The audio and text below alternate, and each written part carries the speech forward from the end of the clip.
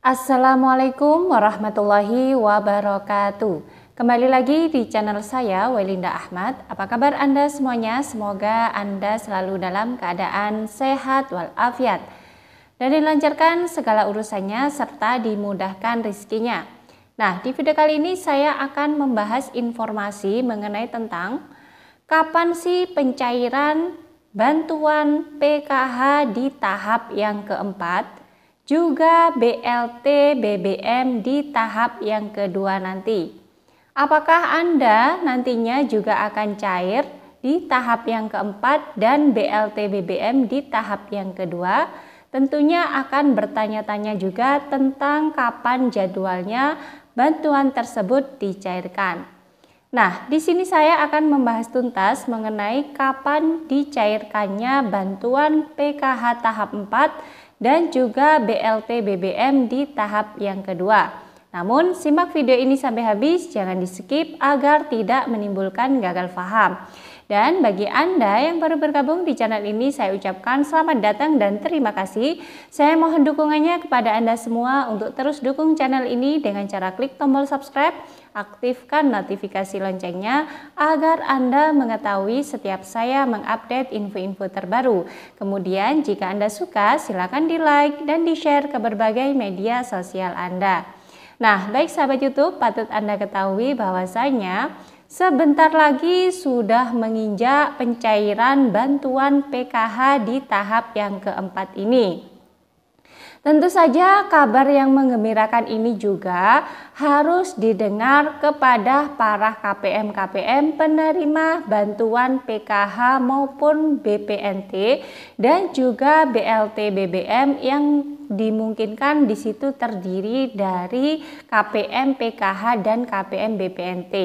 Dan juga ada juga yang sering bertanya kapan pencairan bantuan BLT BBM tahap yang kedua dimulai. Mari simak video ini hingga habis karena di sini saya akan menjelaskannya secara tuntas. Nah, baik sahabat YouTube, perlu Anda ketahui bahwasanya bantuan PKH itu adalah bantuan reguler dan bersyarat. Jadi tidak semua warga miskin di Indonesia ini yang terdaftar di DTKS itu semua mendapatkan bantuan PKH. Dikarenakan bantuan PKH ini adalah bantuan yang harus memenuhi beberapa syarat yang harus dimiliki oleh KPM tersebut dalam keluarganya. Jadi di sini sudah terkumpul syarat-syarat penerima bantuan PKH itu ada 5 syarat yang harus dimiliki oleh para KPM PKH. Banyak yang bilang bantuan PKH itu bantuan anak sekolah, akan tetapi sebenarnya tidak untuk anak sekolah saja karena ada beberapa kategori dalam kepemilikan bantuan PKH ini yang dimiliki oleh KPM PKH. Ada juga KPM PKH yang tidak mempunyai anak sekolah namun dapat bantuan PKH karena bantuan PKH ini tidak menentu harus memiliki anak sekolah saja. Kalaupun untuk bantuan anak sekolah itu pastinya adalah bantuan PIP atau bantuan KIP sahabat YouTube yang diberikan melalui sekolahnya masing-masing.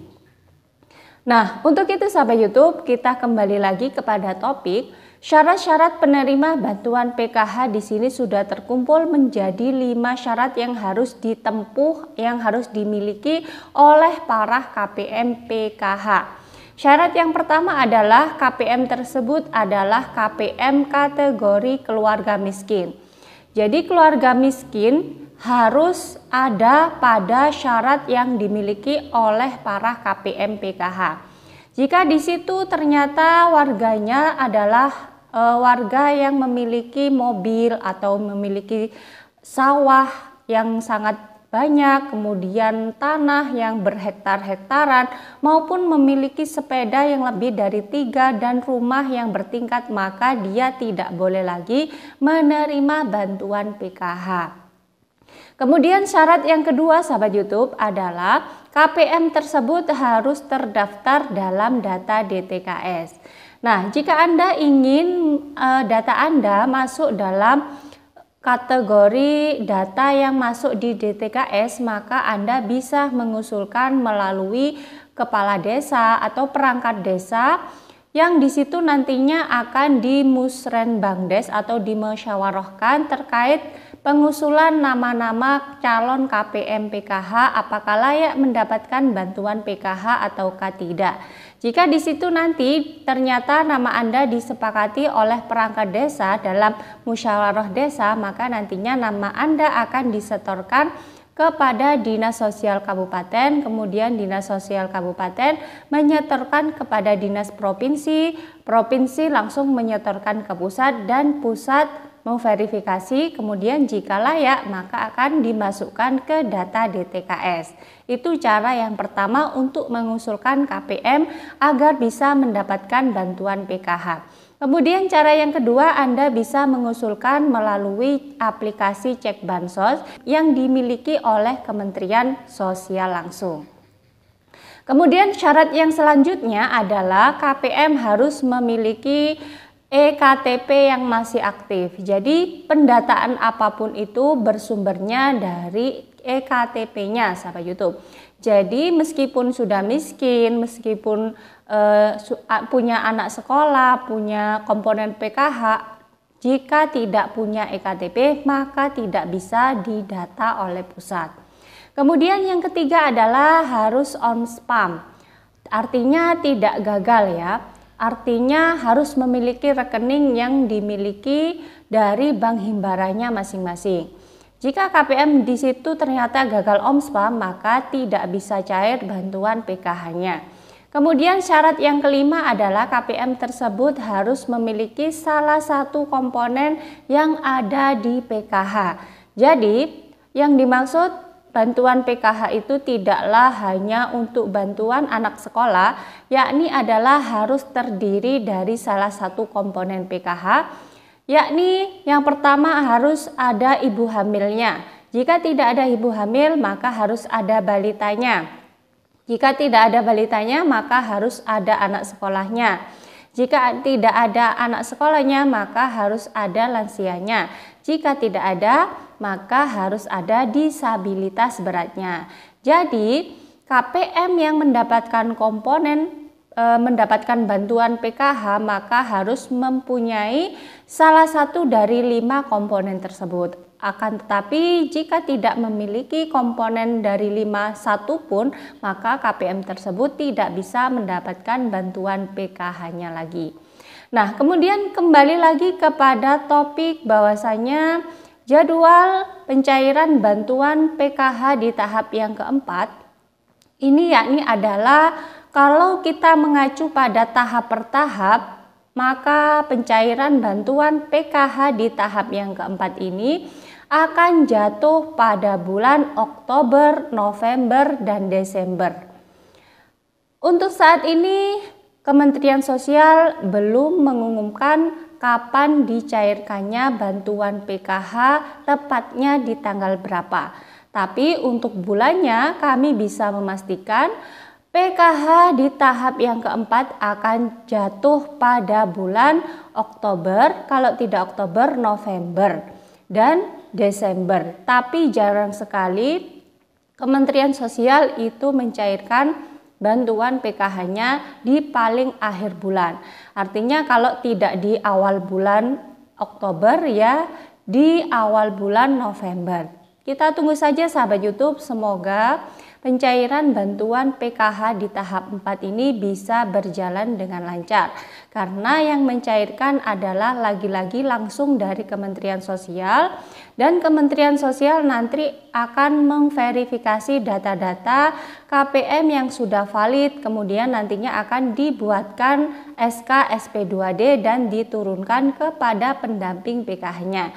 Jika nanti ada informasi selanjutnya dari Kementerian Sosial, kami dari channel ini langsung akan menginformasikan kepada Anda semua. Kemudian untuk bantuan BLT BBM tahap 2, Untuk penjadwalannya adalah akan jatuh pada bulan November dan Desember sesuai dengan yang diutarakan oleh Ibu Menteri Sosial bahwasanya bantuan BLT BBM itu dibagi menjadi 2 tahap. Tahap yang pertama adalah alokasi September-Oktober, kemudian tahap yang kedua adalah jatuh pada bulan November dan Desember. Dan insya Allah nantinya akan dicairkan di awal bulan Desember.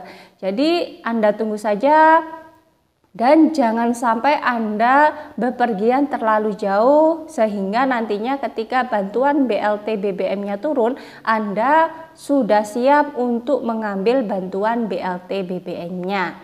Nah, itulah sahabat YouTube terkait penjadwalan bantuan PKH di tahap yang keempat akan cair di bulan apa, yakni perkiraan masih di bulan Oktober, November, dan Desember untuk PKH tahap 4. Nah, ditunggu saja karena bulan November.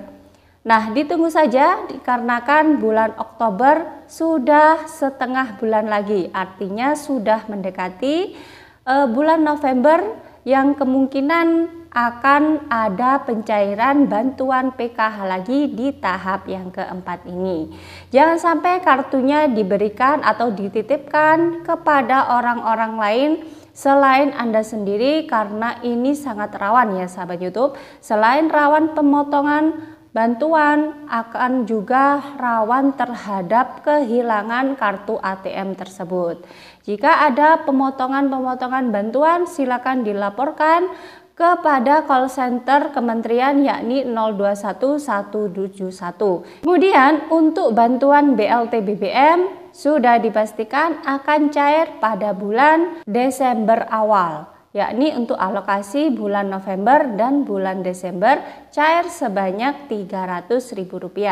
Dan untuk yang PKH murni ini akan dicairkan langsung kepada KKS-nya masing-masing melalui bank himbarannya masing-masing, yakni cair sebesar Rp300.000 seperti halnya pada BLT minyak goreng kemarin lalu. Yang di situ KPM PKH murni memang tiba-tiba ada saldo yang masuk sebanyak Rp300.000, yakni bantuan BLT tersebut. Nah, itu saja informasinya, semoga bermanfaat bagi Anda semua. Dan bagi Anda yang baru bergabung di channel ini, jangan lupa tinggalkan jejak dengan cara klik tombol subscribe, aktifkan notifikasi loncengnya agar Anda mengetahui setiap saya mengupdate info-info terbaru. Kemudian jika Anda suka, silakan di like dan di share ke berbagai media sosial Anda. Dari saya, wallahul muwaffiq ila aqwamit thoriq. Wassalamualaikum warahmatullahi wabarakatuh.